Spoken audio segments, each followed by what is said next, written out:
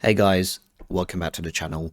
This is the November portfolio update. It's been a bit of a rollercoaster month. We've had earnings season and I have been buying a fair bit. So I'll go through all of that. But first, I'd like to thank all of my subscribers because I've hit 100, which is a great milestone for me. So I appreciate all you guys. But without further ado, let's jump straight into the stocks and shares ISA. The stocks and shares ISA sits at just over £31,731, and it is down by even more than last month, which is 7,168. As you can see from the monthly chart, it was fairly sort of stable, and then we had a massive drop down, down to about 31,000. And then the numbers around CPI came out, which were better than expected. So we had a nice rally up, and then we, again, as we do in this market, going back down. Comparing the ISA on a monthly basis compared to the All World Index, it is severely underperforming at minus 5.66%. And looking at the maximum chart, the overall ISA is down by minus 21.65, which isn't great, but you've got to bear in mind the type of macroeconomic conditions we're in and the type of stocks I got on the ISA, which are quite speculative. So it doesn't look good, but I'm definitely not losing sleep over this, especially where my time horizon is the next 10-20 years. Looking at the individual positions, we've got to start off with Palantir. So I've actually surpassed the 2,000 share mark on this. I did buy £500 of this after earnings and when the share price took a dump. So this is down minus 23.66%. Earnings for me were a mixed bag, and I'll kind of talk a bit through that. I think it could have been a lot worse than it actually was, but overall I'm still bullish on the company. So looking at some of the Q3 highlights, revenue grew 22% year over year, which is kind of lower than the 30% that was initially talked about. But you've got to bear in mind this is a discretionary product. It is not cheap. And in a market where companies are laying off thousands of employees, putting millions into Palantir is not necessarily on the top of the priority list for organizations. US commercial revenue grew 53% year over year, which is pretty good. And the number I really focus on is the customer count. So this grew by 66%. And for me, this is the indication of future revenues. A lot of times when customers get onboarded onto Palantir, they either start off with a pilot or a very small solution. But the plan is when they realize how much value Palantir can bring, they will increase the revenues they give Palantir over time.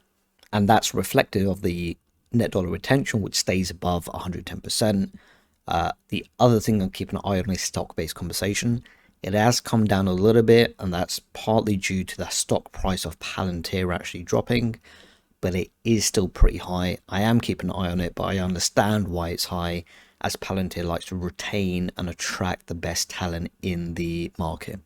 Looking at some of my other positions, we've got the FTSE World Index at minus 1.43% and the Nasdaq at minus 13.49%.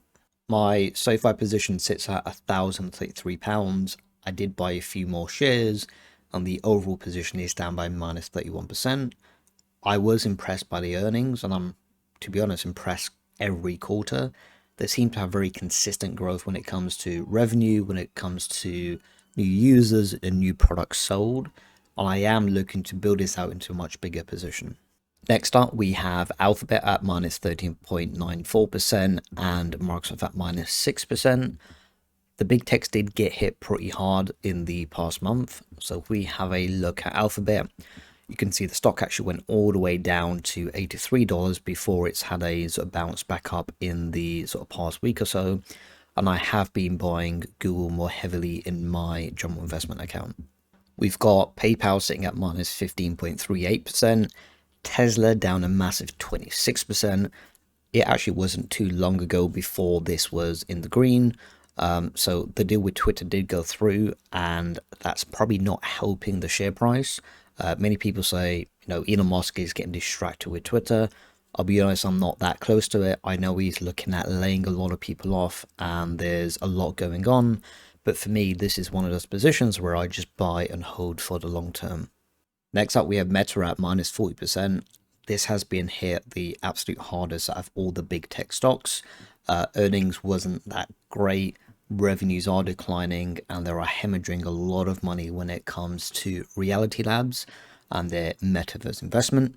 But also they are investing quite a lot of money in AI and their data centers, which for me will kind of future-proof their Instagram and Facebook products for the long term.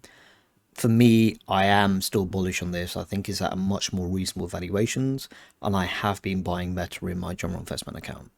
Next up, we have DraftKings at -4%. I did buy a bit more into this position. SL Capital still doing pretty well at +47%, is coming down a bit in share price. We've got AMD at -16%. Boohoo is sitting at -54%, and I have been experimenting with this stock. So what I'm trying to do is lower my cost basis, and the way I'm doing that is selling high and buying low. In order to explain in more detail, let's move over to monthly chart for Boohoo. What I did was sold a third of my position at 46 pence or around that price, with the expectation to buy back at a lower price. This can be seen as time in the market. It's an experiment. I don't know how it's going to go, but I'm likely to buy back those shares at under 40p to kind of lower that cost basis I have. Looking at the rest of the positions, I haven't really bought or sold much of these. I put a bit more into Ginkgo Bioworks, but that's down -22% now. Nvidia's had a nice run up in the past month, so that's down -1.42%. I bought a tiny bit more of Cleveland Cliffs, potentially looking to buy a bit more of ChargePoint at this price, or if it drops a bit lower, I'll be interested in increasing that position. And Tattoo Chef, I mean, that's just down -57%. They had a pretty terrible earnings. That's why it's down so much. But again, it's a long-term hold for me, so I'm not overly concerned about that. And no other changes to any UK stocks. So that concludes the update of the Stockland Shares ISA. I've probably only got about £3,000 left to spend. And the plan is to kind of DCA into some of these smaller, riskier positions across the next sort of 4 to 6 months and do some of the heavier buying in my general investment account. So jumping into the general investment account, I did put £3,000 cash into this last month. The overall value is £12,800 and the portfolio is down by just under £1,200. This portfolio hasn't done that great in the past month. It is down by -4%. But looking at the maximum chart, it's actually now underperforming the All World Index.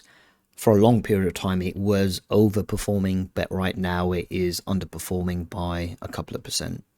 Looking at the individual positions in this portfolio, the majority of my buying has been in the S&P 500. So that's up to 49 shares and a value of over £3,000. Going forward, I do want index funds to be the majority of my portfolio. The reason I'm buying individual stocks is because they've been such heavily discounted. I thought the return on investment of some of these individual stocks will be greater in the long term, but I do want the foundation of all of my portfolios to be in index funds, whether that's the All World Index funds or the S&P 500. I've also enabled on Alphabet and Meta, which I think are still at great valuations. Meta obviously being the more riskier play given how much they're investing into the metaverse. But I think they are taking specific action to kind of mitigate any revenue misses they have been having in the past few quarters. For example, they are getting rid of a lot of employees, I think around 10,000. They obviously were hiring quite a lot during the COVID period, but now are cutting back on some of those costs. And I think they're also looking at monetizing WhatsApp. How they're going to do that and if that's going to be successful is another question. I haven't bought or increased my position in any of the other stocks. Some of them are performing well, some not so well. Starbucks is up 29%, so is JP Morgan up 16%. But NEO unfortunately took a massive dump and went from about $20 all the way down under 10. For me, as I say in all my videos, bit of a risky play. I'm just going to hold for the long term and see how this plays out. So that concludes the update of the general investment account. The plan with this account is just to add as much cash as I can every single month and invest it into some of these high conviction plays like S&P 500 and Alphabet. In a market like this where you see red everywhere, every week stocks seem to be getting lower and lower and lower, I think it can be quite tempting to not invest, thinking that things can get lower, things are going to get much worse, so we just hold out instead of buying. But for me, it's a fantastic time to be accumulating shares. Everything is at a discount, and I plan to increase my positions as much as I can while we're still in this downtrend. We're probably going to get out of this market at some point, get into a bull market, and hopefully by that stage I've got a nice large position already in a lot of these stocks and sort of reap the benefits in the near future. Before I close up the video, I did want to quickly touch on crypto. So there's a lot going on in the crypto space, a lot of shenanigans with some of these crypto exchanges like FTX, which has caused the price of a lot of these cryptos to kind of take a massive fall.